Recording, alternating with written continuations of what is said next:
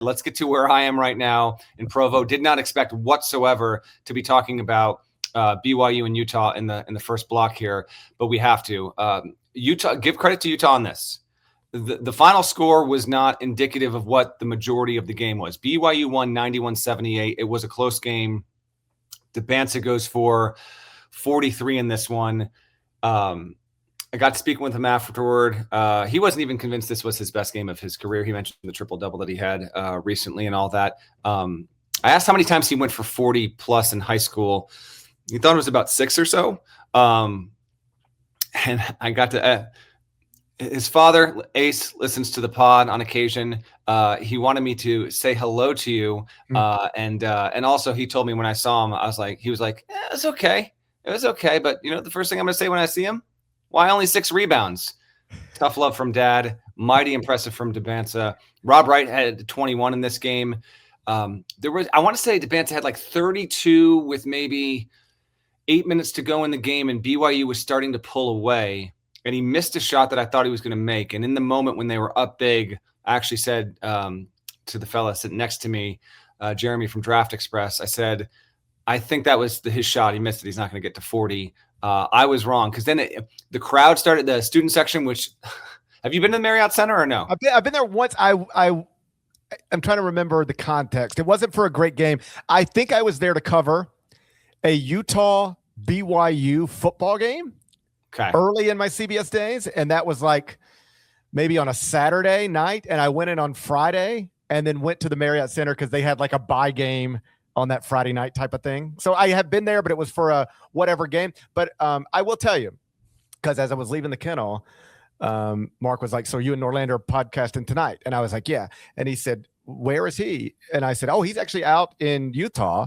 And he said, for the Arizona BYU game Monday. And I said, yeah. And he said, tell him that place is going to be, because they used to play there in the WCC. He's like, I know that place. That place is going to be wild on Monday night. You're going to see something that's going to, he was like, you're going to really like that. Yes. Well, remember now, this is Holy War. So like the hype situation, huge. They have a cascading wall of, I'm going to say that's got to be 7,000 students behind one basket. Anyone watching, listening after the fact, Maryland's got this. How many schools, arenas have a student section that is that massive in the entire country? I'm talking, and Marriott Center is really, really big. Like it is a capacity official of just under 18K. Yeah. Really impressive pregame hype situation. There were more of them. Parrish, so many of them. Oh man, you don't have to tell me. So many. Just but can we say this? The nicest people in the world. They're tremendously nice. I had some cougar tail earlier tonight. Are you familiar with the cougar tail? I don't know if I need to know about a cougar tail. I might be too old for that. I ate some cougar tail earlier tonight. It's this huge, long donut. Okay. I didn't know where you were going with that. I'm glad the word donut came out of your mouth. I didn't know where you were going. It's actually too much. And what was wild, and I'm going to get to the game here, I swear, but when I was getting ready to go down to the post game afterward, and a lot of people are leaving. The way the building is set up, where if you're on the lower level, you got to walk up steps to get out. And I was walking. It was Parrish.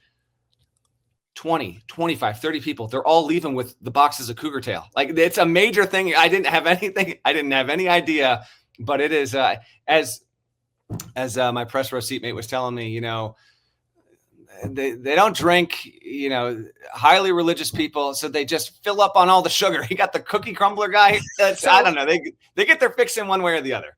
I don't know what to make of this. You're telling me things I didn't know about before today. You're telling me there's a bunch of thems, and you know what they do. You know what you understand. I do. But they got no problem on a Saturday night getting, according to you ready for this, to quote you, a huge, long donut. They'll take a huge, long donut. Interesting. That's real interesting. I had a couple of bites and then I was done. Dybantsa was incredible. He was 13 of 24 from the field, 9 of 10 from the line, 6 boards, 4 of 5 from 3-point range. Just really did get into his bag. Talked to a couple of his teammates afterward. and I think he had 22, I want to say, at the half. I can't remember exactly, but that's when he had 19 at the half. I remember that because I remember thinking, can he get more than he had in the first? But apparently it was brought up to him at halftime. And at that point it was a close game. Like Utah was still within striking distance. And Alex Jensen in his post-game press conference, Utah's coach, he actually, he admitted, I asked him, like, when did he think the game changed and what was the turning point and why? And he said, this was actually the first time, like, Utah's 9-11. They're not a good team. He's like, this is the first time all season that we quit. Like, we just gave up. And I thought that was an interesting quote, given this is the Holy War. Like, this is a major game, no matter what two sports teams between these two universities are playing.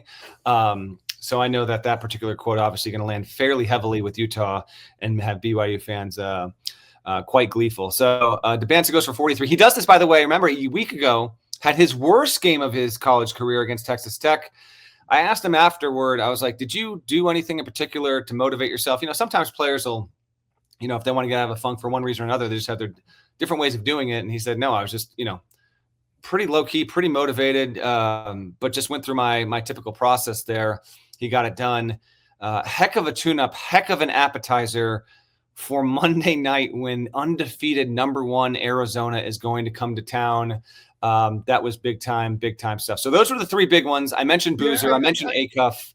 You can take the mic here real quick, GP. But the story, the overarching theme and story of Saturday on a day with a lot of interesting results that we still have to get to was this is an all-time special season with the best freshman class. It is not debatable. This is the best freshman class in the history of college basketball. And this was the single best day for any freshman class that we've ever seen, evidenced by the big-time scoring we saw. I understand where Alex is coming from. You don't want your team to quit. But in fairness, if I were on the road against AJ Dybantsa and he was scoring like that, I'd probably quit too. I'd be like, I don't know what you want me to do with this. I quit. It got pretty. And when you see Mr. Dybantsa again, you tell him, I said, from my brief interaction with his son, I think he did a fine job raising him because I sat down with AJ at Peach Jam a couple years ago for about 25 minutes or so. I did a story way back then. He was leading the event in scoring after his freshman year of high school. And, the job, we spend an inordinate amount of time, particularly in the summer, talking to teenagers. I don't know if you've been following the news, but you're not supposed to do that a lot. All right. Context. But it's part of our job. So, sometimes they sound like teenagers and sometimes they are a little more polished and comfortable. And I just remember watching AJ play at that age, and that's easy to say. He's special. There aren't many people. You don't have to have recruiting rankings in your hand to walk in and see he's different than everybody else on the court. But then I sat down with him and talked to him, and it was just like we had an interesting, compelling conversation. And I don't know. I remember walking away from talking to him and going, yeah, he's a great basketball player, but also somebody's done a good job with him. Seems like he was raised by parents who I don't know. Tell him I said congratulations. He seems like he's raised a nice young man who is an incredible talent. No doubt about it. I know they're very proud of that angle of it as well. Can't wait to see what comes Monday, and then obviously in the later half of this season. Just been excellent.